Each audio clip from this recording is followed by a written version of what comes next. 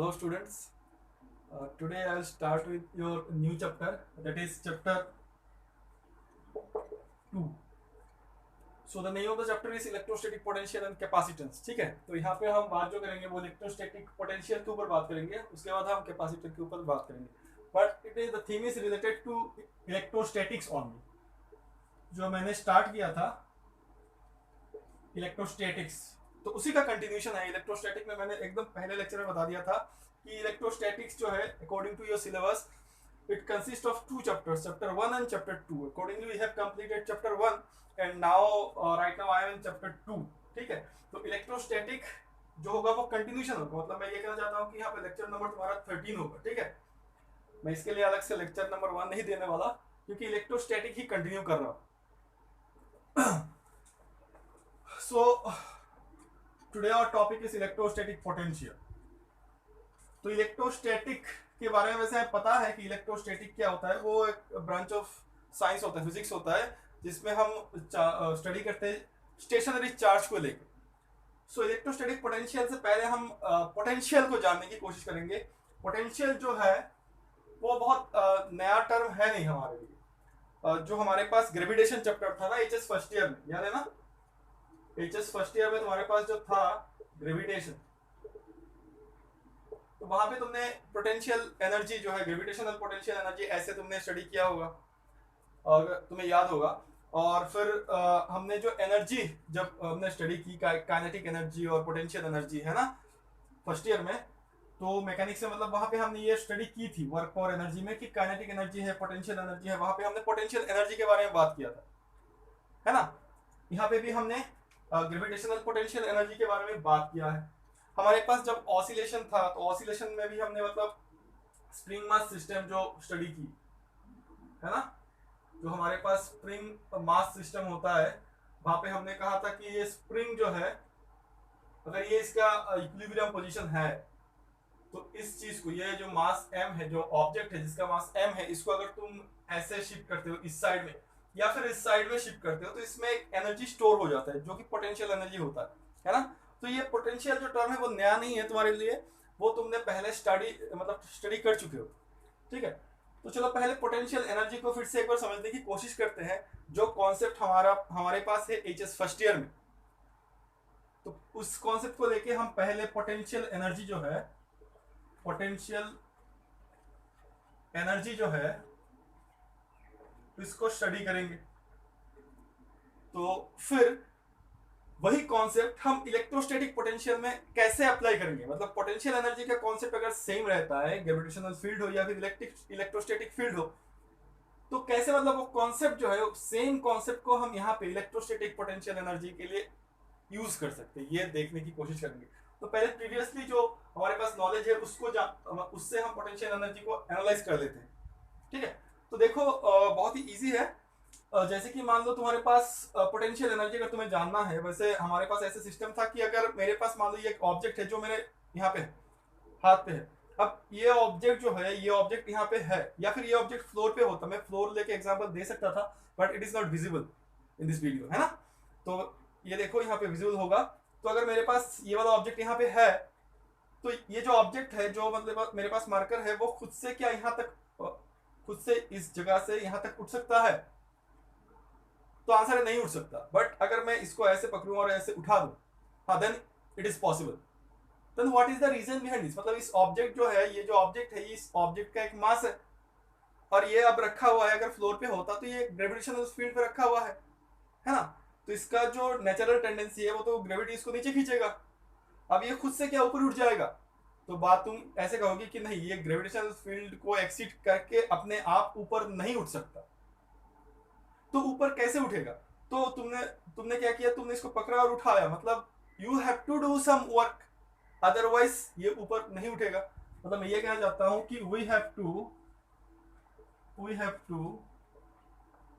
Do some work. यहाँ पे हमें वर्क करना पड़ रहा है ना, वर्क करना पड़ रहा है. अब वर्क करने के वजह से जो ये जो वर्क किया तुमने इस ऑब्जेक्ट के ऊपर, ये जो वर्क किया, वर्क मतलब फोर्स इनटू डिस्प्लेसमेंट. ठीक है, मैं डॉट प्रोडक्ट की बात नहीं कर रहा हूं फॉर द टाइम बिंग, बस इनटू कह रहा हूं इन जनरल. तो फोर्स इनटू डिस्प्लेसमेंट है. तो तुमने एक फोर्स मैकेनिकली ऐसे अप्लाई कर दिया और इसका डिस्प्लेसमेंट इतना हो गया, एक सर्टेन हाइट पे ये पहुंच गया।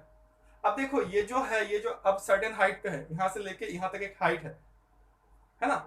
अब जब ये इस वर्क डन की वजह से इस ऑब्जेक्ट में एक एनर्जी स्टोर हो जाता है।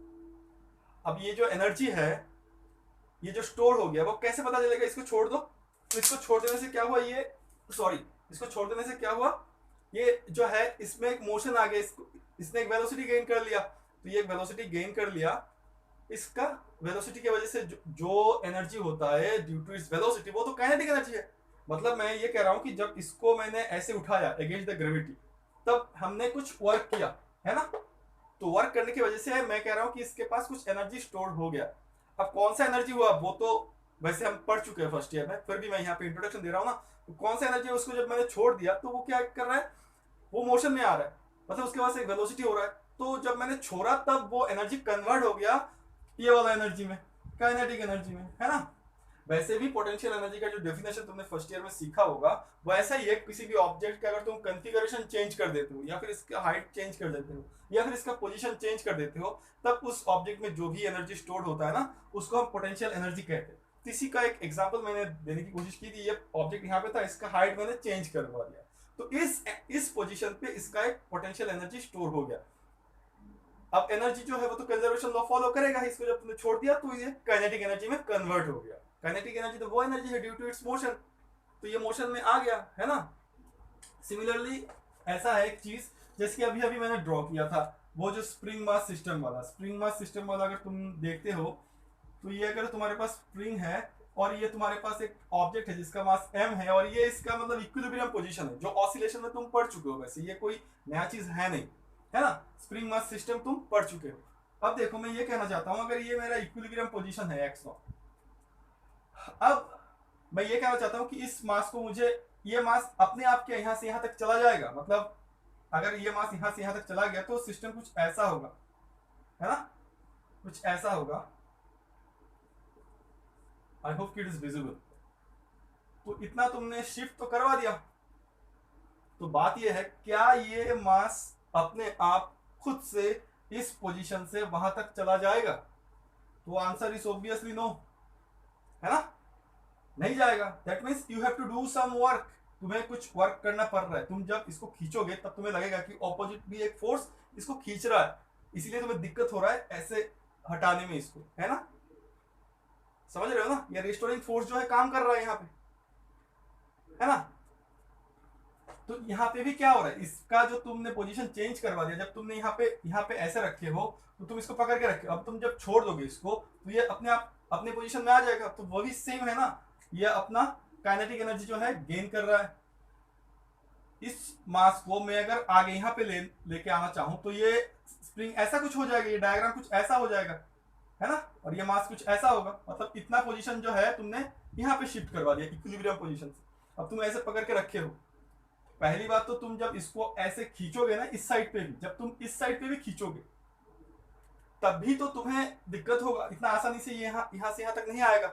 You have to do some work, है ना, ये अपने आप तो यहाँ से यहाँ तक नहीं आएगा, तुम्हें ही एक वर्क करना पड़ेगा। फोर्स इंटू डिस्प्लेसमेंट, यहाँ से लेके यहाँ तक डिस्प्लेस कर रहे हो और खुद से फोर्स भी अप्लाई कर रहे हो। अब इस पॉइंट में तुम पकड़ के रखे हो, इसको छोड़ दिया तो ये अपने आप अपने जगह पे चला जाएगा। मतलब जो एनर्जी इसमें स्टोर हो गया, जो कि बेसिकली पोटेंशियल एनर्जी होता है, जिसका डेफिनेशन हमें पता है कि इसका पोजीशन चेंज करो, कॉन्फ़िगरेशन चेंज करो, या फिर इसका हाइट चेंज कर दो, है ना। तो यहाँ पे भी इसमें इस जगह पे इसका एक पोटेंशियल एनर्जी होगा, जिसका एक्सप्रेशन हमने निकाला भी था, ठीक है। तो ये तो एग्जांपल मैंने साइड किया, कोई भी ऑब्जेक्ट है अगर फ्लोर पे है उसको उठाना पड़ता है, ग्रेविटेशनल फील्ड में है एक ऑब्जेक्ट हैविंग सम मास m, तो उसके ऊपर तुम्हें वर्क डन करना, मतलब करना पड़ेगा, ठीक है। इस सिस्टम पे भी तुम्हें वर्क डन करना पड़ेगा। तुम जब भी वर्क डन करते हो ना, तो वो वर्क डन जो है उसमें पोटेंशियल एनर्जी के हिसाब से स्टोर हो जाता है। अब जब तुमने छोड़ दिया तो वो potential energy is converted into kinetic energy, energy conservation तो फॉलो करना ही है उसको। तो potential energy is somehow related to work, work done है ना, समझ रहे हो ना।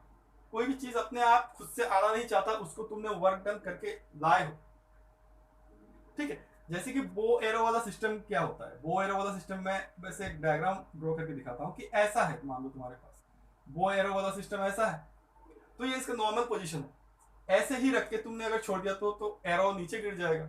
बट इसका अगर कॉन्फ़िगरेशन मैंने चेंज कर दिया, मतलब इसी डायग्राम को मैं थोड़ा ऐसे ऐसे कर रहा हूँ अभी, कि ये डायग्राम अगर ऐसा हो गया,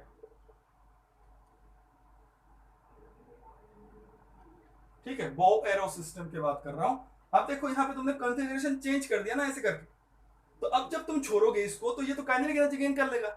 तो जब तुमने, ये पहले ऐसे था, नॉर्मल था, पहले ऐसे था, है ना, पहले ऐसे था, फिर इस पोजीशन से खुद से ये पोजीशन, इस कॉन्फ़िगरेशन से खुद से ये वाला कॉन्फ़िगरेशन तो गेन नहीं करेगा। You have to do some work, है ना। जब भी तुमने वर्क कर लिया तो इसमें क्या स्टोर हो गया, पोटेंशियल एनर्जी, ठीक है। तो पोटेंशियल एनर्जी जब स्टोर हो गया, फिर तुमने जब इसको छोड़ा तो ये तो काइनेटिक एनर्जी गेन कर लेगा।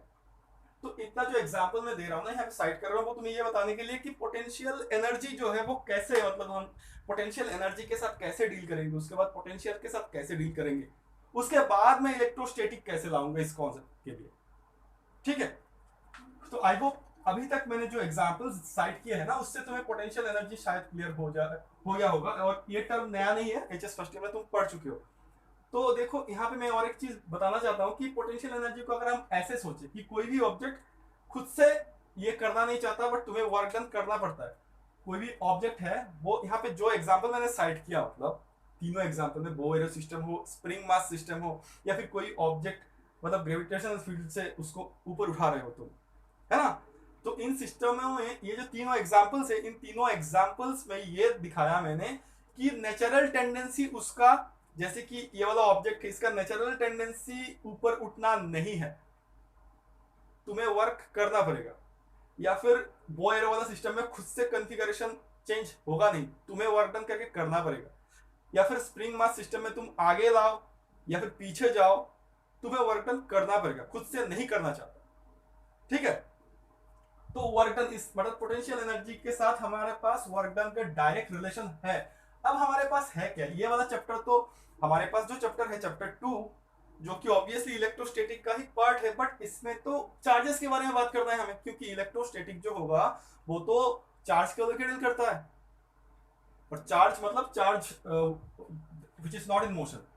तो मेरे पास जो चैप्टर का नेम ही है वो तो ऐसा है, इलेक्ट्रोस्टैटिक पोटेंशियल। इलेक्ट्रोस्टैटिक पोटेंशियल, मैं कैपेसिटर को अभी बात नहीं कर रहा, कैपेसिटर का।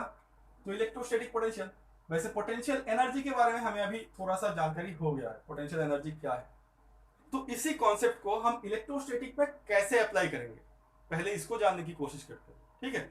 जो पोटेंशियल एनर्जी का कॉन्सेप्ट, मतलब अभी 3 एग्जांपल्स मैंने साइड करवाया और बार बार कह रहा हूँ कि एचएस फर्स्ट ईयर में तुम पढ़ चुके हो। तो उसी कॉन्सेप्ट को हम अप्लाई करने वाले हैं with the help of charges, है ना। तो इलेक्ट्रोस्टैटिक में जब कूलॉम्स को हमने पढ़ा था, तो कुछ ऐसा सिचुएशन था कि एक सोर्स चार्ज है और मान लो यहाँ पे एक आर डिस्टेंस पे एक टेस्ट चार्ज है, क्यू नॉट, क्लास दिया मैंने दोनों को, ठीक है। तो यहाँ ये जो स्टडी किया था हमने, यहाँ पे फोर्स हमने निकाला था, फिर फील्ड को लेके डील किया, फील्ड हमने पॉइंट चार्ज के लिए निकाला, कंटिन्यूअस चार्ज डिस्ट्रीब्यूशन के लिए निकाला। अब इसी चार्जेस को लेके हमें अभी अभी जो पोटेंशियल एनर्जी का कॉन्सेप्ट सीखा वर्क डन वाला, उसको यहाँ पे अप्लाई कर देना है ना। तो चलो देखते हैं। तो चैप्टर 1 जो है वहां पे हमने क्या मतलब क्या स्टडी की, चार्ज स्टडी की, फिर फोर्स जो है वो स्टडी की, फिर electric field intensity due to point charges due to distribution of charges. अब यहाँ पे सिस्टम देखो जो चैप्टर 1 से हमने सीखा, चैप्टर 1 में ऐसे सीखा कि सर्टेन डिस्टेंस पे अगर तुमने ये मैं लिख रहा हूँ सोर्स चार्ज और ये मैं लिख रहा हूँ टेस्ट चार्ज, ठीक है। अगर सर्टेन डिस्टेंस पे है ये दोनों, तो ये पॉजिटिव है और ये भी पॉजिटिव है, तो what is the natural tendency, natural. अब तुम कहोगे जो चैप्टर 1 तुमने सीखा है, चैप्टर 1 में तुमने सीखा है, वहां से तुम ये कहोगे कि सर ये अगर पॉजिटिव चार्ज है और ये भी अगर पॉजिटिव चार्ज है, ऑब्वियसली सारा फील्ड के अंदर है, ठीक है, मतलब इसके फील्ड के अंदर ये पॉजिटिव टेस्ट चार्ज है, तो ये इसको क्या करेगा, इस साइड पे रिपेल करेगा इलेक्ट्रोस्टैटिक फोर्स से। और ये इलेक्ट्रोस्टैटिक फोर्स कितना होगा, हमारे पास चैप्टर 1 का पूरा एनालिसिस है, तो पता है ये इलेक्ट्रोस्टैटिक फोर्स कितना होगा, ये टेस्ट चार्ज इनटू इसके लिए जो फील्ड होगा इस पॉइंट पे, है ना, इसके लिए जो फील्ड होगा इस पॉइंट पे, इस डिस्टेंस पे, वो ई लिखा मैंने, और ये वाला magnitude of the test charge. Clear है ना? तो ये चैप्टर 1 में था। अब चैप्टर 2 क्या कह रहा है? तो चैप्टर 2 से पहले अभी अभी मैंने तो 3 एग्जांपल साइड किया तुम्हें, तो उसी एग्जांपल को तो मैं यहाँ पे लाने वाला हूँ। तो देखो वो एग्जांपल कैसे यहाँ पे आएगा। अभी तुमने मुझे ये इंफॉर्मेशन दिया कि ये जो चार्ज है इसका नेचुरल टेंडेंसी होगा ऐसे जाने का, है ना? अब बात को समझो, क्या ये वाला चार्ज यहाँ पे आएगा इस पॉइंट पर? अगर ये वाला पॉइंट मान लो, एक पॉइंट मैंने लिखा R1, ये दोनों का डिस्टेंस है R, इन दोनों का डिस्टेंस है R, और यहाँ पे एक पॉइंट ले लिया मैंने P जो कि है R1 डिस्टेंस है किससे? प्लस Q चार्ज से। अब इसका साइन प्लस है, इसका भी साइन प्लस है, क्या ये वाला चार्ज यहाँ से यहाँ तक आएगा? तो आंसर इज नो, नहीं आएगा, है ना? नहीं आएगा। नेचुरल टेंडेंसी क्या है? ऐसे जाएगा। क्यों? क्योंकि ये पॉजिटिव है और ये भी पॉजिटिव है। इसका मतलब ये वाला डिस्टेंस जो है तुम्हारे पास, यहां से यहां तक लाने के लिए तुम्हें क्या करना पड़ेगा? तुम्हें खुद से वर्क करना पड़ेगा, है ना? क्लियर है? तो तुम जब इस चार्ज को इस पॉइंट से लेके यहाँ पे लाना चाहोगे तो तुम तो ला नहीं पाओगे। क्यों ला नहीं पाओगे? क्योंकि ये जो है इतना फोर्स देके इसको रिपेल कर रहा है उस साइड पे। समझ रहे हो ना? ये तो उस साइड पे रिपेल कर रहा है, ये तो यहाँ पे आने वाला है नहीं। ये वाला चीज अगर मैंने यहाँ पे रख दिया तो इसका नेचुरल टेंडेंसी तो यहीं पे रहना है, ये तो ऊपर उठने वाला है नहीं। तो ऊपर तो मैंने पकड़ा फिर उठाया, है ना? बो एरो सिस्टम ऐसे नहीं होगा, वो तो ऐसे ही था। कॉन्फ़िगरेशन मुझे चेंज करना पड़ा वर्क डन करके, है ना? तो ये तो सिस्टम है, इसी को तो पढ़ना है इस चैप्टर में, है ना? इसी को पढ़ना है। यही है पोटेंशियल एनर्जी यहाँ पे, इलेक्ट्रोस्टैटिक पोटेंशियल एनर्जी। कॉन्सेप्ट यही है यहाँ पे, ठीक है? चलो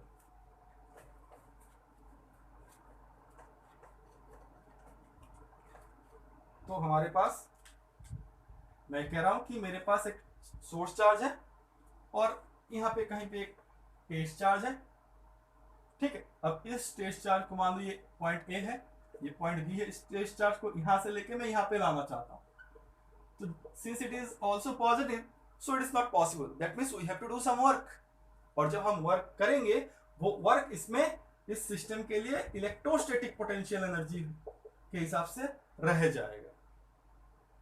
समझ रहे हो ना? इस सिस्टम में ये इलेक्ट्रोस्टैटिक पोटेंशियल एनर्जी के हिसाब से रह जाएगा। तो इलेक्ट्रोस्टैटिक पोटेंशियल एनर्जी क्या है, इसको डिफाइन करना है मुझे। तो तुम कह रहे हो कि work done, it is the work done होगा ना? तुम यही तो कह रहे हो। ये क्या होगा? It is the work done होगा। वर्क डन किसके लिए? इस वर्क डन है कि एक टेस्ट चार्ज को तुम किसी एक पॉइंट से दूसरे पॉइंट पे लाने में। Work done in bringing a test charge from a certain point to another point. और वो पॉइंट कहां पे होगा? इसके फील्ड के अंदर ही होना चाहिए, है ना? तो इसके लिए तुम जो वर्क डन करने वाले हो, अब बात आता है कि क्या पॉइंट यहाँ पे ही होगा? मान लो ये वाला डिस्टेंस 10 सेंटीमीटर, ये मैं चेंज कर लेता हूँ इसको।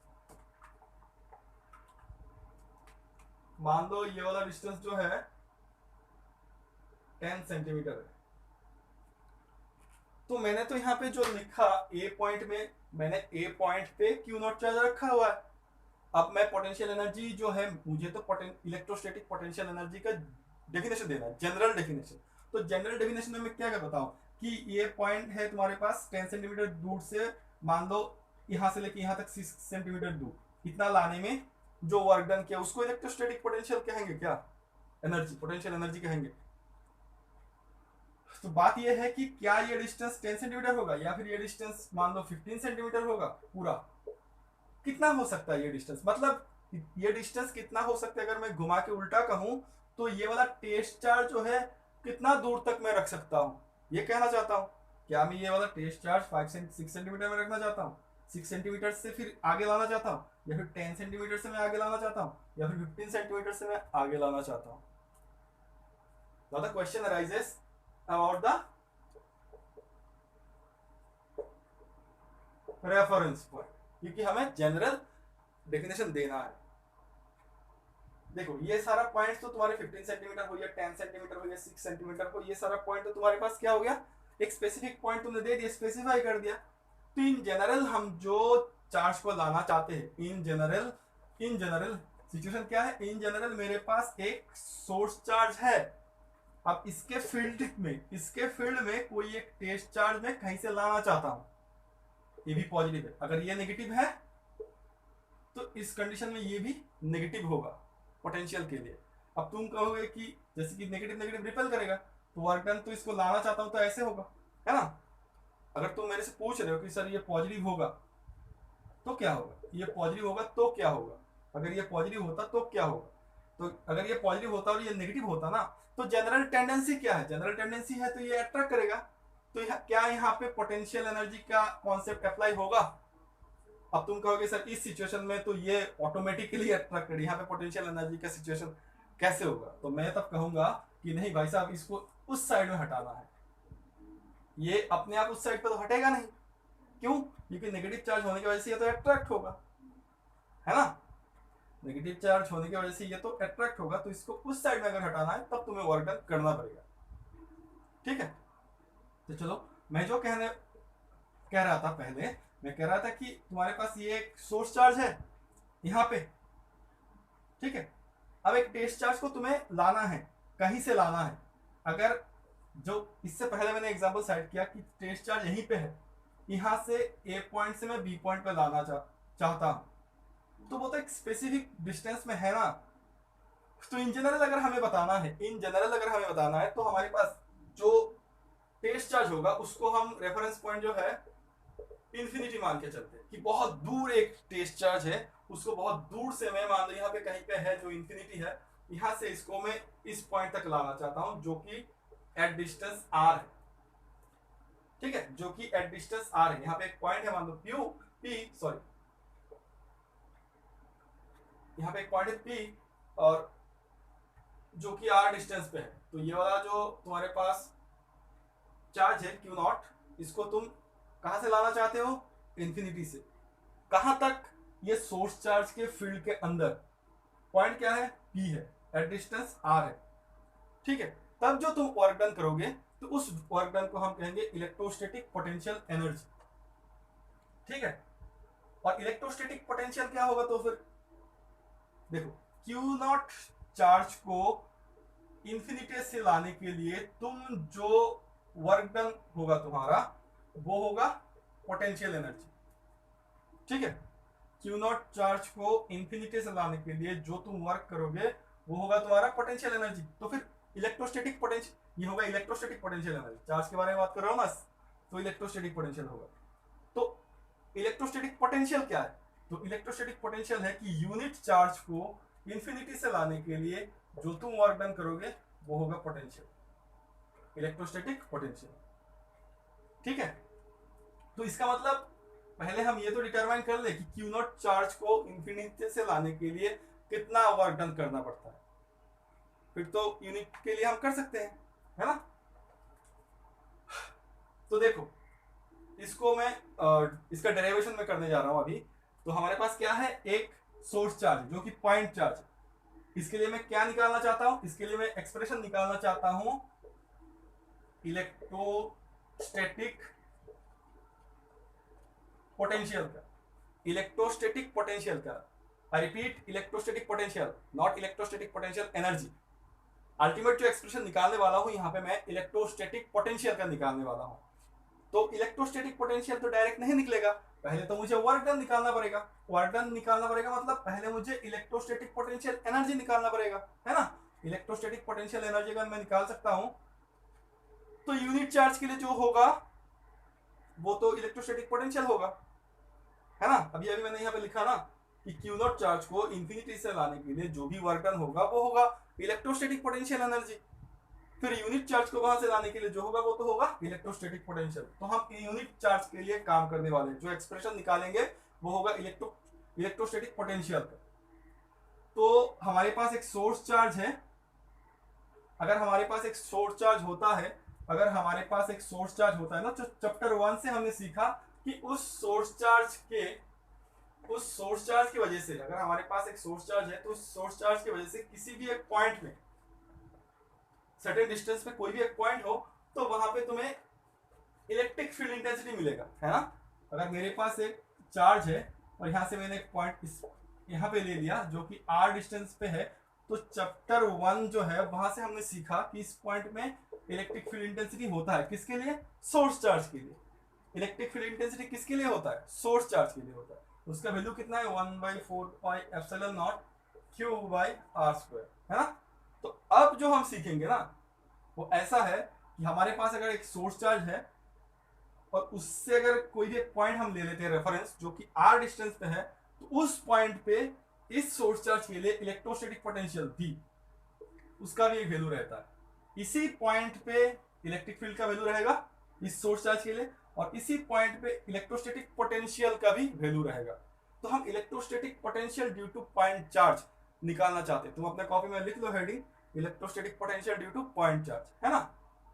बट इलेक्ट्रोस्टैटिक पोटेंशियल निकालने का तरीका क्या है, तुम्हें पहले इलेक्ट्रोस्टैटिक पोटेंशियल एनर्जी का डेफिनेशन समझना पड़ेगा।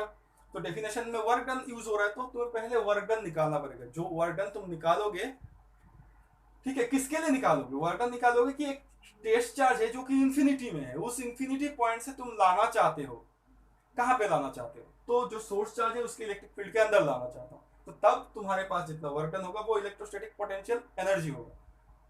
फिर पोटेंशियल क्या होगा, तो यूनिट चार्ज के लिए, क्यू नॉट चार्ज के लिए नहीं, यूनिट चार्ज के लिए जो वर्क डन करोगे वो पोटेंशियल होगा। तो चलो हम स्टार्ट करते हैं एक्सप्रेशन का डेरिवेशन। तो इस बार समझो अच्छी तरीके से कि मेरे पास एक सोर्स चार्ज है, ठीक है। तो हम टेस्ट चार्ज को लाना चाहते हैं इसके फील्ड के अंदर, इसके फील्ड के अंदर लाना चाहते हैं। तो टेस्ट चार्ज हमारे पास मान लो इंफिनिटी में है, ठीक है। तो तुम इसको ला रहे हो ला रहे हो ला रहे हो, मान लो कहीं पे एक पॉइंट यहां पे है, एक पॉइंट है जो कि यहां से लेके x डिस्टेंस तक है, ठीक है। यहां पे तुमने इसको लेके आ गए, but the theme is that तुम इसको यहां तक लाना नहीं चाहते, तुम यहां पे कहीं पे लाना चाहते हो, ठीक है। और ये वाला जो डिस्टेंस है वो r डिस्टेंस है, क्लियर है। तो अब पहले समझो ए वाला जो पॉइंट है वो क्या है। तो मैं ये कहना चाहता हूं कि मैं एक चीज ला रहा हूं बहुत दूर से यहां तक, ठीक है। तो ये कोई इंटरमीडिएट वाला स्टेज होगा ना, है ना। सिंपल सी बात है, मान लो ये वाला एक पॉइंट है ए, ये तुम्हारा कॉलेज है, और ये वाला एक पॉइंट है बी, ये तुम्हारा घर है, ठीक है। तो तुम्हें घर से कॉलेज तक जाना है, बट तुम यहां तक पहुंचे, यहां पे तुम्हें तुम्हारा कोई दोस्त मिल गया, कोई स्टूडेंट मिल गया, ठीक है। तो तुम यहां से लेके यहां तक आए हो, तो क्या तुमने मतलब तुम कॉलेज पे पहुंच गए हो, यहाँ पे कहीं पे तुम्हारा दोस्त का घर है, ये तुम्हारा घर है, ये कॉलेज है, तुम्हें कहां तक जाना है, कॉलेज तक जाना है। ये किसका घर है, तुम्हारा। तो ये चार्ज कहां तक है, कहां पे है, इंफिनिटी पे। तुम्हें कहां जाना है, कॉलेज पे। इस चार्ज को कहां तक लाना है, आर पॉइंट तक, ठीक है। बट अब वो वाला चार्ज कहां पे है, ए पॉइंट तक, मतलब अब तुम यहां तक पहुंच गए। बट यहाँ ये जो पॉइंट है वो स्टूडेंट का घर है, इसलिए उसके पास तुम गए हो, बट ये तो तुम्हारा अल्टीमेट डेस्टिनेशन है नहीं, क्लियर है ना। मतलब ये वाला जगह तो इंटरमीडिएट जगह है ना तुम्हारा घर और कॉलेज के बीच में, है ना। तो तुम्हें तो जाना यहां से यहां तक है, इसको तो जाना इंफिनिटी से आर तक है, ठीक है। तो हमने माना कि ये यहां तक पहुंच गया अभी अभी फॉर द टाइमिंग। तो अब देखो इस सिस्टम को, अगर ये वाला चार्ज यहां पे आ गया और ये वाला पॉइंट जो है इसके फील्ड के अंदर है, क्लियर है। तो नेचुरल टेंडेंसी क्या होगा, ये वाला जो चार्ज है इस चार्ज को इस डायरेक्शन पे फोर्स देगा, इतना फोर्स देगा, है ना। तो देखो ई के बारे में तो हम बात नहीं कर रहे हैं, यहाँ पे हमारे पास सोर्स चार्ज है और टेस्ट चार्ज है। तो पहले ई हम यहाँ पे ऐसे लिखेंगे नहीं, फोर्स तो क्यू नॉट इंटू ई होता है, test charge into electric field due to this charge. तो अब मैं बेसिकली ऐसे लिख रहा हूँ कि ये डायरेक्शन दे दिया मैंने, ये एक फोर्स देगा। तो ये जो एफ ई फोर्स देगा, ये जो एफ ई फोर्स देगा, इसका मैग्नीट्यूड कितना होगा, देखो इसका मैग्नीट्यूड होगा 1/4πε0, इतना डिस्टेंस है, कितना, x, तो Q naught by x square इतना होगा। इस पॉइंट पे ए पॉइंट पे जब इंटरमीडिएट कोई भी स्टेज पे तुम लाए हो, इसको कोई भी स्टेज पे तुम लाए हो यहाँ पे, तो ये वाला चार्ज इसको इस डायरेक्शन में फोर्स देगा, है ना। तो ये वाला फोर्स का मैग्नीट्यूड ये है, क्लियर है। तो क्या तुम यहाँ तक लाके रुक गए हो? नहीं, तुम्हारा प्रोसेस तो जारी है। क्या कर रहे हो तुम? ला रहे हो इसको और भी आगे लेना है, इसको, इस चार्ज को ए पॉइंट से लेके बी पॉइंट तक रखना है तुम्हें। अल्टीमेटली तो यहाँ पे रखना है तुम्हें, तो इन्फिनिटी से लेके इस पॉइंट पे रखना है जो कि आर डिस्टेंस पे है ना? समझ रहे हो ना? तुम्हें इन्फिनिटी टू आर तक लाना है, वैसे इन्फिनिटी टू आर तक तुम्हें लाना है। अभी तुम कहाँ हो? अभी तुम यहाँ हो, इस पॉइंट पे मैंने कहा चलो इस पॉइंट पे है, तो इस पॉइंट पे फोर्स कितना लगा? इतना, है ना? तो अभी भी तुम्हें लाना है ना, तो अभी भी तुम ला रहे हो, मतलब अभी भी तुम फोर्स दे रहे हो। तुम खुद से तो ये आएगा नहीं, क्यों? खुद से तो इसको इस डायरेक्शन में जाना है, नेचुरल टेंडेंसी तो इसका उस डायरेक्शन में है। क्लियर है? तो लेट अस कंसीडर कि तुमने इसको थोड़ा सा डिस्प्लेस कर दिया, इतना dx। ठीक है, क्लियर है? पहली बात, dx जो है ये बहुत छोटा डिस्टेंस है, ठीक है? इस वजह से बहुत ही छोटा, यहाँ पे तो बहुत लंबा दिखाई दे रहा है ना, तो ये तो हम एक्सप्रेशन डिराइव करेंगे, तुम्हें भी विजिबल हो इसलिए। वैसे तुम्हें पता भी होना चाहिए कि dx जो भी होता है वो बहुत छोटा होता है अकॉर्डिंग टू मैथमेटिक्स, है ना? तो देखो dx का जो ये वाला पॉइंट है, इस पॉइंट पे अगर फोर्स का मैग्नीट्यूड इतना है ना, तो इस पॉइंट पे भी फोर्स का मैग्नीट्यूड अप्रोक्सीमेटली इतना ही होगा, और इस पॉइंट पे फोर्स का मैग्नीट्यूड अप्रोक्सीमेटली इतना ही होगा। क्या कहना चाहता हूं तुम समझ गए? अप्रोक्सीमेटली कह रहा हूं, और dx क्या है? बहुत ही छोटा है। क्या dx 1 मीटर है? No, dx is not 1 metre, है ना? इसीलिए बहुत छोटा सा लेंथ, बहुत छोटा सा लेंथ है। तो इसमें हर एक पॉइंट में फोर्स अप्रोक्सीमेटली इतना ही है। तो अब जब तुमने dx इसको ऐसे मूव करवा दिया, तो अब तुमने काम किया। तो इसको मूव करने के लिए तो तुम्हें एक फोर्स देना पड़ेगा ना, तो तुम तो फोर्स दे रहे हो यहाँ पे, मैकेनिकल फोर्स। समझ रहे हो ना? तो ये मैकेनिकल फोर्स जो है तुम्हें मिनिमम कितना देना पड़ेगा? मिनिमम इसको मूव करवाने के लिए मिनिमम कितना वर्क डन करना पड़ता है, वो तो डिपेंड करेगा कि मिनिमम कितना फोर्स दे रहे हो। पहली बात, जो इस चार्ज की वजह से इस चार्ज में जो फोर्स काम कर रहा है, नेचुरल टेंडेंसी जो इसका है, वो तो इलेक्ट्रोस्टैटिक फोर्स है इस साइड पे। क्लियर? फिर तुमने अब कहा कि इसको यहां से लेके यहां तक लाना है, इंफिनिटी से यहां तक लाए हो, बट ये तो इंटरमीडिएट स्टेज है, अभी भी तुम ला रहे हो। भाई मैंने माना कि लेट अस कंसीडर कि स्मॉल डिस्प्लेसमेंट dx तुमने दिया, इसका मतलब तुमने एक मैकेनिकल वर्क डन किया, मतलब मैकेनिकल एक फोर्स अप्लाई किया इस साइड। ठीक है, अब क्वेश्चन आ रहा है कि ये जो फोर्स है मेरे पास, मिनिमम कितना देने से वो हिल जाएगा, मतलब इस जगह से यहां तक आ जाएगा।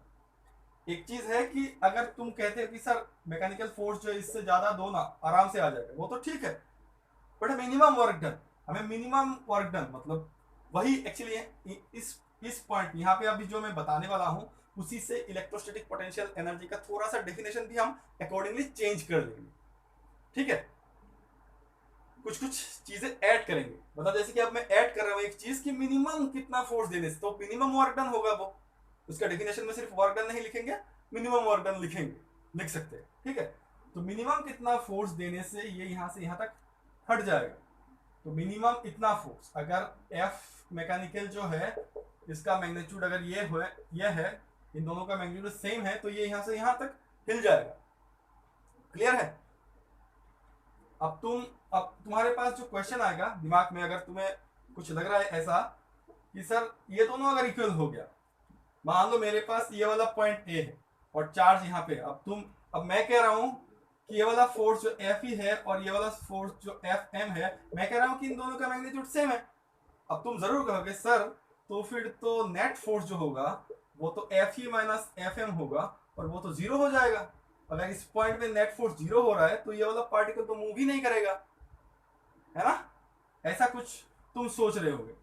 तो इस आंसर के लिए मैंने पहले बताया कि मैं जो हूं ना, यहाँ पे ही जो चीज बताने वाला हूं अकॉर्डिंग टू वो वाला चीज मैं उसका डेफिनेशन में डालूंगा, किसका? इलेक्ट्रोस्टैटिक पोटेंशियल एनर्जी और पोटेंशियल का। ठीक है, तो अब पहले इसको समझते हैं, अभी जो मैंने बताया पहले इसको समझते हैं कि एफ नेट क्या हो गया, इस वजह से एफ नेट क्या हो गया, जीरो हो गया। तो तुम्हारा क्वेश्चन जो है क्या मूव करेगा, क्यों नहीं मूव करेगा? क्योंकि F equal to M L होगा और ये जीरो होगा, mass can not be zero, means acceleration is zero. Acceleration मतलब dv by dt equal to zero. derivative of something is 0. What does it mean? Derivative of d dt of 6 is 0. That means 6 is a constant. So d by dt is 0. That means v is constant. v मतलब क्या है? Velocity. Velocity मतलब क्या है? इसमें motion है. क्या ये मूव कर रहा है? ऑब्वियसली मूव कर रहा है. बट तो नेट फोर्स 0 है. इसका मतलब क्या है? मतलब एक्सेलरेशन 0 है ना?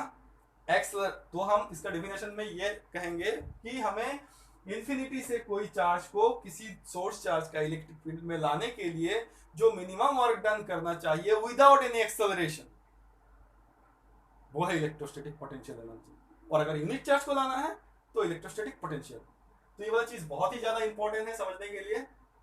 बहुत सारी चीजें समझते नहीं है कि एक्चुअल क्या हो रहा है. क्या मूव कर रहा है, कैसे मूव कर रहा है? कांस्टेंट वेलोसिटी से मूव कर रहा है. मतलब यूनिफॉर्म मोशन हो रहा है यहाँ पे, है ना? मोशन इन स्ट्रेट लाइन पढ़ाया था मैंने.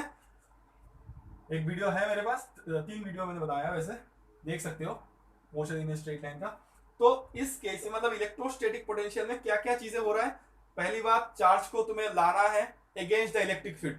दूसरी बात, कहां से लाना है? इन्फिनिटी से. लाने के लिए क्या करना पड़ेगा? वर्क डन करना पड़ेगा. कितना वर्क डन चाहिए? मिनिमम वर्क डन चाहिए. किसके लिए? 0 मतलब एक्सेलरेशन से इसको मूव करने के लिए, इन्फिनिटी से उसका फील्ड पे लाने तक. इन सबको जोड़ दोगे तो इलेक्ट्रोस्टैटिक पोटेंशियल एनर्जी का डेफिनेशन हो जाएगा. ठीक है, चलो अब देखो. अब इसका मैग्नीट्यूड सेम है बट डायरेक्शन कहाँ पे होगा? मैकेनिकल का यहाँ पे और इलेक्ट्रोस्टैटिक का यहाँ पे. ये वाला चीज क्लियर है तो मैं रफ कर देता हूँ. देखो इसका एक्सप्रेशन तो तुम्हें बहुत सारा ऐसे मिल जाएगा कि 2 मिनट पे एक्सप्रेशन डिराइव कर दिया. इतना सारा लेक्चर देने की जरूरत है नहीं, बट मैं ऐसे बता रहा हूँ ताकि तुम्हें इलाबोरेटली अच्छी तरीके से समझ में आए. आगे जाके जब हम पॉइंट बहुत सारा प्रॉब्लम करेंगे तब दिक्कत ना हो. ठीक है, और डेफिनेशन को भी तुम अच्छी तरीके से समझो. तो अभी तक मेरे पास इतना इंफॉर्मेशन है कि Fe से ये यहाँ पे रिपल कर रहा है और तुमने dx डिस्प्लेसमेंट इसको इस डायरेक्शन में दे दिया. तो dx डिस्प्लेसमेंट के कारण तुम्हारे पास जो dw होगा वो कितना होगा? f dot ds. अब मैंने कहा कि पोटेंशियल एनर्जी जो होगा वो तो वर्क डन ही होगा, है ना? तो यहाँ पे एक चीज क्लियर है कि डॉट प्रोडक्ट है, मतलब वर्क डन जो होगा वो तो स्केलर क्वांटिटी होगा. मतलब इलेक्ट्रोस्टैटिक पोटेंशियल एनर्जी वो भी स्केलर क्वांटिटी होगा और इलेक्ट्रोस्टैटिक पोटेंशियल वो भी स्केलर क्वांटिटी होगा. ठीक है, तो यहाँ पे वेक्टर का कोई दिक्कत है नहीं. वैसे फॉर द टाइमिंग देख रहा हूँ कि अब तक लग रहा है कोई वेक्टर का दिक्कत आने वाला है नहीं. तो देखो यहाँ पे मैंने लिखा था Fe और ये dx है ना? ठीक है, तो Fe और dx, Fe तो इस साइड पे है और dx इस साइड पे है. ठीक है, तो ये F E dx cos पाई. ठीक है, समझ रहे हो ना? Fe का ऑपोजिट फोर्स तुम दे रहे हो, Fe का इक्वल एंड ऑपोजिट फोर्स तुम यहाँ पे दे रहे हो, यहाँ पे दे रहे हो. क्लियर है? यहाँ पे कंफ्यूज मत हो. अगर तुम ये कहना चाहते हो dw इक्वल टू, तुम अगर मुझसे ये कहते हो कि सर यहाँ पे तो fm डॉट dx लिखना चाहिए, तो fm dx तुम लिखोगे. fm dx cos तो 0 डिग्री हो जाएगा, है ना? बट जब तुम fm का मतलब यहाँ पे पुट करोगे, ये तो उल्टा है ना, ऑपोजिट है. fm तुम तो मैग्नीट्यूड लिख रहे हो fe का, तो fe के साथ कितना होगा? fe के साथ तो मतलब इसके ऑपोजिट जाएगा, इसके ऑपोजिट जाएगा. तो मतलब fe तो fm तो इस साइड में है, fe उस साइड में है. तो ये minus fm dx automatic, sorry fe लिखूंगा, fe से रिप्लेस करूंगा तो माइनस fe dx हो जाएगा.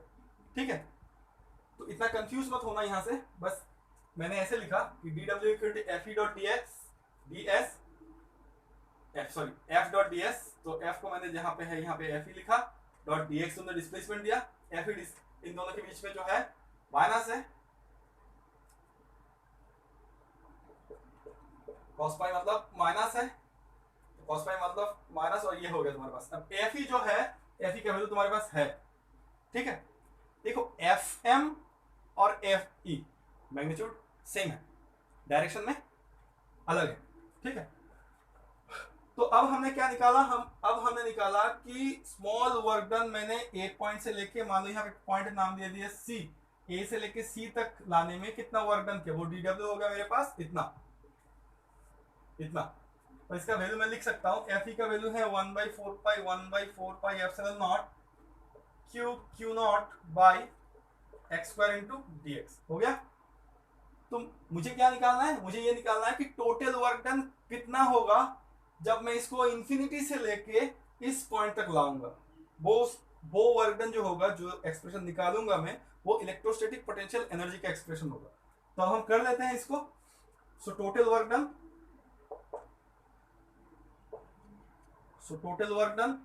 W equal to integration 0 to W dw।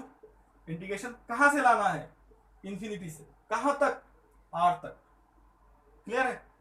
तो dw का वैल्यू कितना है, -1/4 Q naught by x square into dx। ये डायग्राम तुमने ड्रॉ कर लिया, मैं रब कर दे रहा हूं, ठीक है। तो अब तो हो जाएगा। तो ये इंटीग्रेशन तो तुम कर दोगे, मुझे पता है, बट मैं एक चीज बताना चाहता हूं कि क्यू नॉट जो था वो कहां पे था, तो वो इंफिनिटी में था। और तुमने लिमिट अल्टीमेटली लाए कहां पे, तो तुमने कहा कि इस पॉइंट, अगर ये वाला पॉइंट मान लो P है, यहाँ पे विजिबल है कि नहीं पता नहीं, ये वाला चार्ज है और इस वाले पॉइंट P है, एट डिस्टेंस R है।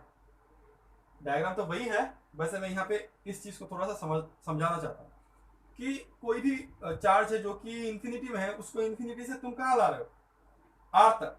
लिमिट तुमने बैठाया कि इनिशियल स्टेज इसका कहाँ पे है, इंफिनिटी पे है, और फाइनल इसको कहाँ पे लाना है, R तक लाना है। मतलब इंटरमीडिएट जो भी पाथ है वो अगर ऐसा भी है या स्ट्रेट लाइन भी है या फिर ऐसे करके लाए हो, मतलब इस चार्ज को तुमने इस वाले पाथ से लाए हो या फिर ऐसे स्ट्रेट लाए हो या फिर ऐसे लाए हो या फिर ऐसे करके लाए हो, तो ये डिपेंड नहीं करता। It is independent of the path followed.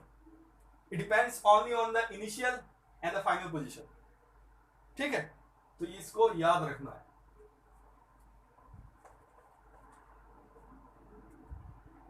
मैं इसके बारे में बाद में फिर से बताऊंगा। तो ये तुम्हारे पास -1/4 क्यू नॉट जो है वो बाहर निकल जाएगा, सारा कांस्टेंट है ना। इंटीग्रेशन के अंदर रहेगा 1/x स्क्वायर और dx, ये x है। तो इसका इंटीग्रेशन कितना होगा, ये तो माइनस है 1/4 क्यू नॉट। इसका इंटीग्रेशन होगा, इसमें इंफिनिटी टू, हाँ, इसका इंटीग्रेशन होगा तुम्हारे पास -1/x, है ना। इतना इंटीग्रेशन कराता है, लिमिट है इंफिनिटी टू R। तो ये माइनस अगर यहाँ पे आ गया तो माइनस माइनस प्लस हो जाएगा, ठीक है। तो तुम्हारे पास टोटल वर्क डन जो होगा वो कितना होगा, क्यू नॉट, ये माइनस माइनस प्लस हो जाएगा (4πε0), ये पहले बैठेगा 1/r माइनस ये 1/इंफिनिटी, ठीक है। तो क्यू नॉट बाई 4πε0 r, 1/इंफिनिटी इक्वल टू 0 होता है ना। तो टोटल वर्क डन जो है वही तो पोटेंशियल एनर्जी है। तो हमने पोटेंशियल एनर्जी का एक्सप्रेशन निकाल लिया, जो कि है 1/4πε0 क्यू नॉट बाई 4πε0 r, है ना, या फिर 1/4πε0 Q naught divided by r। तो ये हमारा एक्सप्रेशन आ गया इलेक्ट्रोस्टैटिक पोटेंशियल एनर्जी का। बट मेरा जो एक्सप्रेशन मुझे निकालना था वो तो था electrostatic potential due to point charge, ठीक है। तो इलेक्ट्रोस्टैटिक पोटेंशियल क्या है, तो डेफिनेशन ऐसे बताया कि मुझे अगर क्यू नॉट चार्ज को लाना है तो जो वर्क डन किया मैंने वही तो होगा पोटेंशियल एनर्जी, है ना। मतलब फिर से लिख रहा हूं, क्यू नॉट चार्ज के लिए जो वर्क डन है उसका वैल्यू क्या है, पोटेंशियल एनर्जी कितना है, क्यू नॉट बाई 4πε0 r। फिर से पोटेंशियल एनर्जी मतलब क्या होता है, क्यू नॉट चार्ज को इंफिनिटी से कोई भी सोर्स चार्ज के फील्ड में जीरो एक्सेलरेशन से लाने के लिए जो मिनिमम वर्क करना पड़ेगा उसको मैं पोटेंशियल एनर्जी कहूंगा। उसका एक्सप्रेशन ये है। तो क्यू नॉट चार्ज को इंफिनिटी से किसी भी पॉइंट में लाने के लिए जो एनर्जी चाहिए तुम्हें पोटेंशियल एनर्जी वो है इतना। तो देयरफॉर यूनिट चार्ज को लाने में कितना चाहिए, वो होगा work done divided by Q naught, है ना। वर्क डन मतलब ये वाला वैल्यू, तो Q naught by 4πε0 r into ये है क्यू नॉट, तो ये कट जाएगा। तो इसी को तो हम कहेंगे पोटेंशियल V, ठीक है। तो ये होगा तुम्हारा Q बाई 4πε0 इंटू आर। ठीक है, क्लियर है? तो इसका मतलब अगर मैं इस चीज को भी पोटेंशियल कह रहा हूं, मतलब V equal to W by Q naught, that implies W equal to मैं ऐसे लिख सकता हूं V into Q naught, potential into test charge. ये फॉर्मूला भी तुम्हारे लिए इंपॉर्टेंट है। ठीक है, इलेक्ट्रोस्टैटिक पोटेंशियल एनर्जी का एक्सप्रेशन निकाला। फिर यूनिट चार्ज को लाने के लिए वहीं से सेम चीज है, यूनिट चार्ज को इन्फिनिटी से लाने के लिए जो तुम्हें वर्क करना पड़ेगा, ऑब्वियसली जीरो एक्सेलरेशन से लाना है मिनिमम वर्क करके, वो तुम्हारा होगा पोटेंशियल। पोटेंशियल का एक्सप्रेशन है q by 4 pi epsilon not r। ठीक है, चलो फिर से एक बार देखते हैं कि अगर चैप्टर 1 में मेरे पास जो था, चैप्टर 1 में ये था कि प्लस क्यू चार्ज से ये वाला पॉइंट अगर r डिस्टेंस पे होता है तो इस पॉइंट पे इलेक्ट्रिक फील्ड जो होता है उसका वैल्यू होता है 1/4 pi epsilon naught q by r square. But अभी हमने देखा कि इस पॉइंट पे इस चार्ज के लिए पोटेंशियल भी होता है। देखो पोटेंशियल के एक्सप्रेशन में टेस्ट चार्ज नहीं आ रहा है ना, तो इसका जो होगा तुम्हारे पास 1/4 pi epsilon naught q by r। ठीक है, तो इसी पॉइंट में दो चीज होता है, एक इलेक्ट्रोस्टैटिक पोटेंशियल, एक इलेक्ट्रिक फील्ड इंटेंसिटी। ये चैप्टर 1 में पढ़ा हमने और अब ये देख रहा हूं कि ये चैप्टर 2 में है। ठीक है, तो आई होप कि इलेक्ट्रोस्टैटिक पोटेंशियल जो है वो क्लियर है। अब देखो अगर मेरे से कोई पूछता है कि इलेक्ट्रोस्टैटिक पोटेंशियल का यूनिट क्या है, तो इसका यूनिट है जूल और इसका यूनिट है जूल पर कूलम। वैसे वोल्ट है, ये भी तुम्हें ये तो पता ही होगा क्योंकि क्लास 10 में तुम पढ़ चुके हो। इसका अगर डायमेंशन निकालना है तो कैसे निकालोगे? डायमेंशन तुम्हें फोर्स का आना चाहिए जो कि mL/T⁻⁻2 है। ठीक है, इससे ही आ जाएगा। तो पोटेंशियल का अगर मुझे डायमेंशन निकालना है तो मैं वर्क डन को Fs लिख दूंगा, डॉट प्रोडक्ट लिखने का जरूरत नहीं है क्योंकि मुझे डायमेंशन निकालना है। वर्क डन को मैं Fs लिख दूंगा, F का डायमेंशन मुझे पता है, S का है तुम्हारे पास L और Q का तुम्हें पता है, Q होता है 80। अब यहाँ से जो फॉर्मूला निकलेगा वो उसका डायमेंशन होगा, तो ये वाला डायमेंशन तुम्हारा होमवर्क है। क्लियर है? चलो, इलेक्ट्रोस्टैटिक पोटेंशियल का एक्सप्रेशन जो है हमारे पास, इलेक्ट्रोस्टैटिक पोटेंशियल का जो एक्सप्रेशन है हमारे पास, तो वो है V equal to W by Q naught या फिर 1/4 pi epsilon naught Q by R। ये Q होगा तुम्हारा सोर्स चार्ज और ये R होगा जो भी पॉइंट पे, इस सोर्स चार्ज के लिए जो भी जिस भी पॉइंट पे तुम निकालना चाहते हो पोटेंशियल। ठीक है, तो इसी फॉर्मूला के बेसिस पे तुम्हारे पास सॉल्व जो एग्जांपल है ना,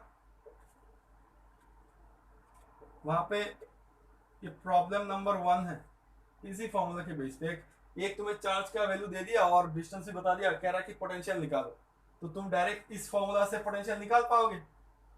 ठीक है, फिर तुम्हें कह रहा है कि उस पॉइंट पे अगर क्यू नॉट टेस्ट चार्ज रख दिया तो वर्क डन कितना होगा, तो वर्क डन होगा V इंटू क्यू नॉट, तो ये डायरेक्टली निकल जाएगा। सॉल्व एग्जांपल में है, देख लेना। ठीक है, और एक चीज बता रहा था कि मान लो तुम्हारे पास एक सोर्स चार्ज है और किसी भी एक पॉइंट पे तुमने एक टेस्ट चार्ज को लेके आए हो। ठीक है, तो इस टेस्ट चार्ज को तुमने मान लो यहां से Q पॉइंट से P पॉइंट तक लाए हो। ठीक है, तो Q पॉइंट से लेके तुमने P पॉइंट तक लाए हो और तुमने वर्क डन किया जो है, जब तुमने इसको ऐसे सेमी सर्कुलर पाथ में लाए हो, Q टू P जब तुमने सेमी सर्कुलर पाथ पे लाए हो इस चार्ज को, पहले ये वाला चार्ज यहाँ पे था, अब ये वाला चार्ज यहाँ पे है। क्लियर है ना? पहले ये वाला चार्ज यहाँ पे है, बाद में इसको तुम लाए हो यहाँ पे। कैसे लाए हो? ऐसे सेमी सर्कुलर पाथ में। तो तुम्हारा जो वर्क डन है वो 1.2 जूल है, लेट अस कंसीडर। अब तुमसे क्वेश्चन पूछ रहा है कि इस चार्ज को अगर तुमने स्ट्रेट लाइन लाए, ये वाला पाथ का लेंथ तुम्हें दे दिया, ये वाला पाथ जो है लेंथ है 5 सेंटीमीटर। अब कह रहा है कि इसको जब तुमने स्ट्रेट लाइन लाए हो तो ये वाला पाथ हो गया 2 सेंटीमीटर। तो कह रहा है कि जब तुमने स्ट्रेट लाइन लाए तो तब वर्क डन जो है वो कितना है। क्वेश्चन क्लियर है?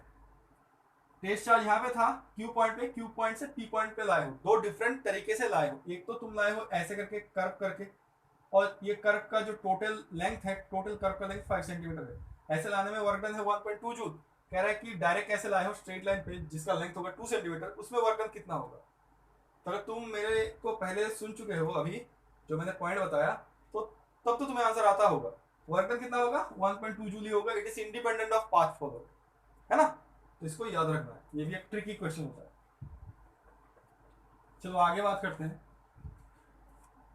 एक क्वेश्चन तुम्हें ऐसे मिलेगा जैसे कि दो पॉइंट है ए और बी, और यहाँ पे एक चार्ज है 3 इंटू 10⁻⁸ और यहाँ पे एक चार्ज है 2 इंटू 10⁻⁸। ये तुम्हारे पास सॉल्व एग्जाम्पल जो है ना वो शायद 2.2 सॉल्व एग्जाम्पल ऐसा ही होगा, देखो। और ये वाला डिस्टेंस तुम्हारे पास 15 सेंटीमीटर दिया हुआ है, ठीक है। तो प्रॉब्लम ऐसा है कि तुम्हारे पास दो पॉइंट है, यहाँ पे एक चार्ज है इतना, यहाँ पे एक चार्ज है इतना, ठीक है। कह रहा है कि इन दोनों चार्ज की वजह से वो कौन सा पॉइंट होगा जिसमें नेट पोटेंशियल जीरो होगा। एक पॉइंट है, मान लो यहाँ पे एक पॉइंट है पी, तो कह रहा है कि ये जो पॉइंट है वो कितना दूरी होगा। मान लो ये वाला पॉइंट है इस चार्ज से, मान लो मैंने कहा कि x सेंटीमीटर दूरी पे है, या फिर इस चार्ज से, मतलब ये वाला चार्ज से मान लो x सेंटीमीटर दूरी है, ठीक है। तो कह रहा है कि वो वाला पॉइंट कितना दूर पे है जिसके लिए जो सिस्टम है, इस सिस्टम के लिए इस पॉइंट पे जो पोटेंशियल होगा वो कितना होगा, जीरो होगा, ठीक है। ये माइनस होगा, सॉरी, नहीं तो जीरो नहीं होगा। तो पहली बात तो पोटेंशियल जो है v का एक्सप्रेशन, अगर v का ऐसा नहीं लिखता, v का एक्सप्रेशन यहाँ पे लिखा हुआ है, v का एक्सप्रेशन अगर पॉजिटिव चार्ज के लिए होगा तो डायरेक्ट प्लस हमें लिखना है। यहाँ पे इलेक्ट्रोस्टैटिक फील्ड इंटेंसिटी की तरह हमें डायरेक्शन नहीं देखना है, क्योंकि ये तो स्केलर क्वांटिटी है। या फिर v का वैल्यू अगर नेगेटिव हो तो डायरेक्ट यहाँ पे मैं नेगेटिव लिख दूंगा। q अगर नेगेटिव हो तो यहाँ पे एक्सप्रेशन में नेगेटिव आ जाएगा, q अगर पॉजिटिव है तो ये एक्सप्रेशन में पॉजिटिव ऑटोमेटिकली आएगा। क्लियर है। तो इसलिए जो v होगा q अगर नेगेटिव होगा तो बहुत कम होगा, या फिर v अगर r बहुत ज्यादा होगा तब भी v छोटा होगा, ठीक है। अगर q नेगेटिव होगा तो v छोटा होगा, अगर r बहुत ज्यादा होगा तब भी v छोटा होगा।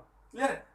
तो देखो ये तो 3 है, यहाँ पे -3 है नहीं, अगर मिड पॉइंट पे 0 होता, अगर -3 होता तो यहाँ पे 3 और ये -2, तो ये वाला एक डिस्टेंस ले लेता हूँ बहुत दूर, मिड पॉइंट से दूर। मान लो इसको मैंने पकड़ा x सेंटीमीटर, ठीक है।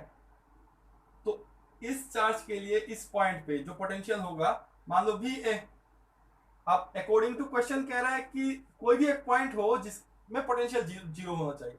मतलब कहना चाहते हो इस चार्ज के लिए, वाला जो चार्ज है इस चार्ज के लिए इस पॉइंट पे जो कि x सेंटीमीटर दूरी पे है, इसमें जितना पोटेंशियल होगा प्लस अब इस चार्ज के लिए इस पॉइंट पे जितना ही पोटेंशियल होगा, ये डिस्टेंस कितना हो गया 15 - x, टोटल 15 है, ये 15 - x हो गया। तो इसका आंसर कितना होना चाहिए, जीरो होना चाहिए, वो गिवन है क्वेश्चन पे। तो अब तुम्हें क्या करना है, VA का एक्सप्रेशन लिखना है और VB का एक्सप्रेशन लिखना है, इक्वल टू जीरो लिखना है। VA का एक्सप्रेशन क्या होगा, तो देखो K लिख देता हूँ 1/4πε0 को, ये तो कॉमन चला जाएगा ना, इक्वल टू जीरो है यहाँ पे। तो Q मतलब इतना है 3 इंटू 10⁻⁸ बाई R कितना है x प्लस, अब प्लस तो है यहाँ पे K लिखूंगा बट Q जो है माइनस है, तो -2 इंटू 10⁻8 बाई 15 - x। अब ये सेंटीमीटर में याद रखना, इसको मीटर में भी करना है तुम्हें, ठीक है। तो इसको बाद में कर लो या फिर पहले ही कर लो, तो तुम्हारा मर्जी है। तो इसको तुम्हें करना है, इक्वल टू जीरो होगा। तो ये सिंपल एक कैलकुलेशन है, इससे तुम्हें आंसर मिल जाएगा x कितना होगा, ठीक है। तो इस प्रॉब्लम में जो था तुम्हें बताया गया है कि एक इन दो चार्जों के बीच में कोई भी पॉइंट एक है जिसमें टोटल पोटेंशियल जीरो है। अब ये वाला पॉइंट मिड पॉइंट हो सकता था, अगर ये यहाँ पे +3 है और यहाँ पे -3 होता तो हो सकता था। अब ये प्लस है तो बहुत दूर जाने की वजह से इसका पोटेंशियल थोड़ा सा घटेगा, है ना। और ये कम चार्ज है, इसके लिए इसका पॉइंट अगर थोड़ा सामने हो तो इसका बहुत दूर होने की वजह से जितना पोटेंशियल हो रहा है इस चार्ज के लिए बहुत सामने होने से उतना पोटेंशियल हो रहा है, तभी तो इक्वल होगा ना, इक्वल होने से जीरो हो जाएगा। क्लियर है मैंने क्या कहा, इस चार्ज के लिए जो भी पोटेंशियल होगा बहुत दूर होने की वजह से जितना वैल्यू होगा इस चार्ज के लिए वो पॉइंट सामने होना चाहिए। क्यों, R अगर छोटा हो तो पोटेंशियल बड़ा होता है ना। पोटेंशियल बड़ा किसके लिए करना है, मतलब इसके लिए चाहिए मुझे, -2 है ना इसमें, है ना, माइनस है इसमें, तो पोटेंशियल तो वैसे ही छोटा है। यहाँ पे पोटेंशियल का वैल्यू तो वैसे ही छोटा है क्योंकि यहाँ पे माइनस साइन दे रहा हूँ। अब इसको बड़ा कौन कर सकता है, तो कर सकता है R, तो R तुम्हें थोड़ा सा नजदीक होगा।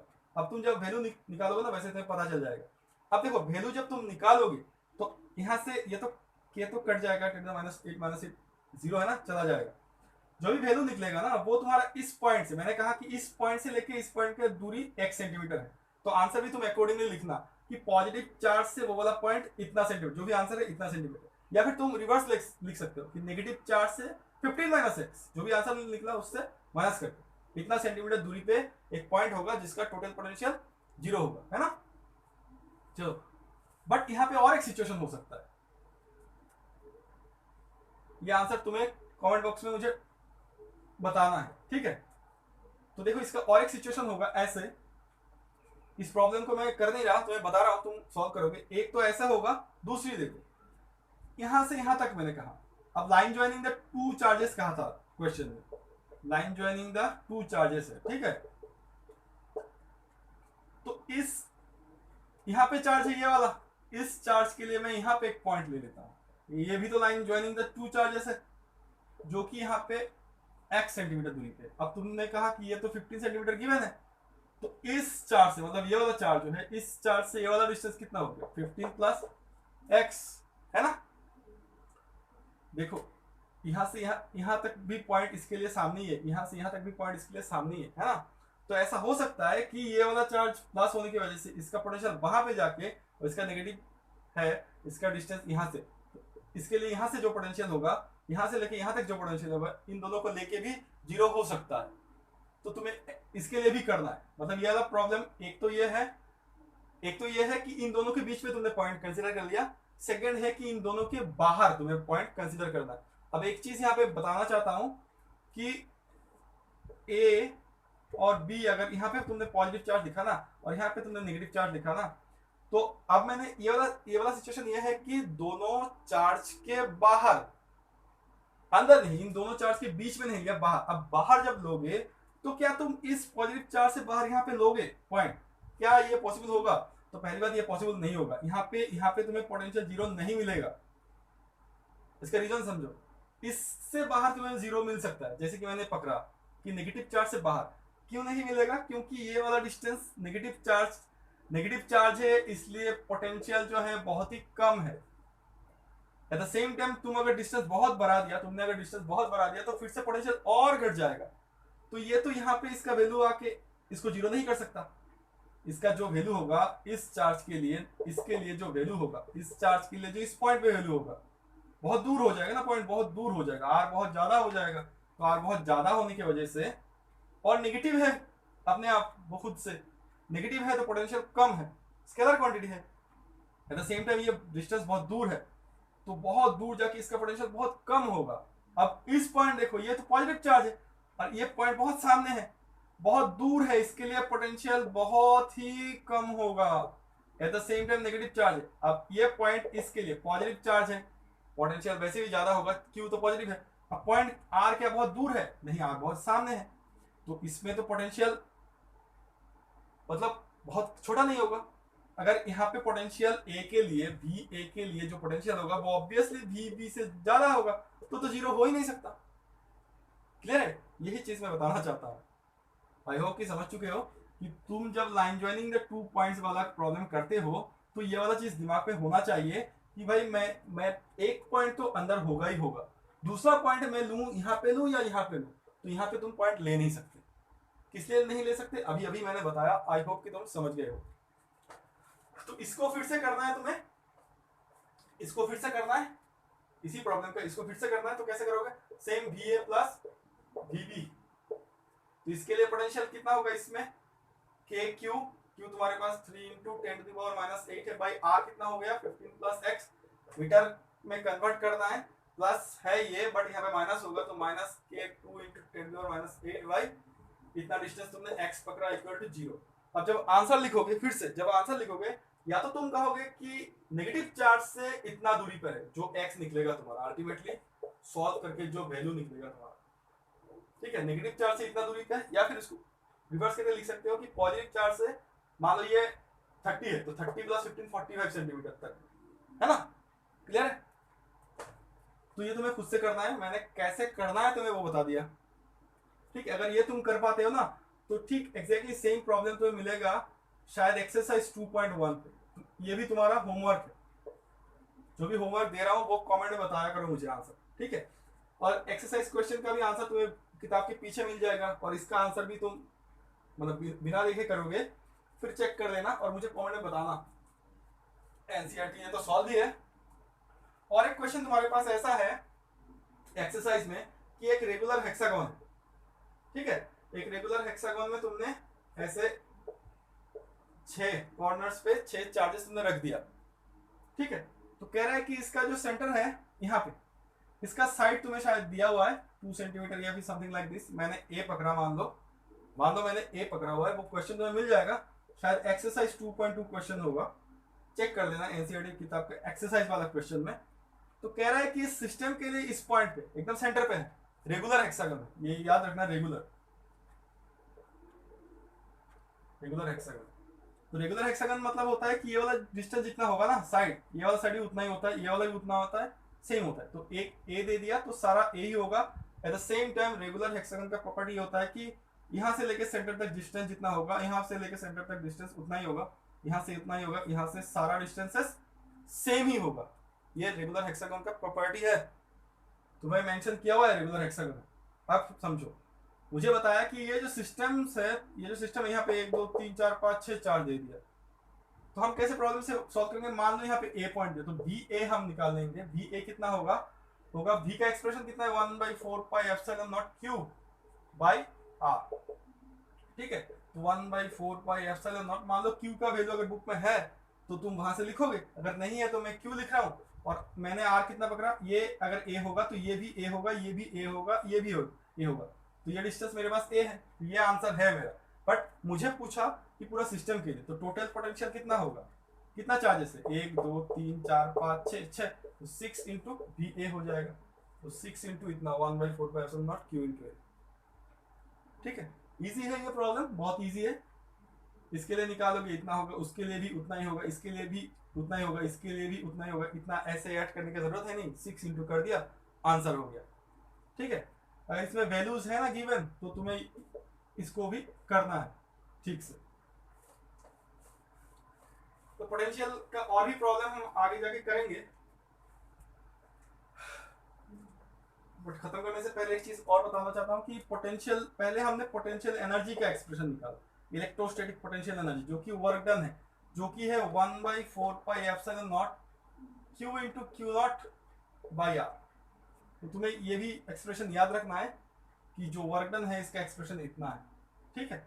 या फिर तुम वर्क डन को ऐसे लिख रहे हो क्यू नॉट, और ये वाला एक्सप्रेशन किसका है, पोटेंशियल का है ना।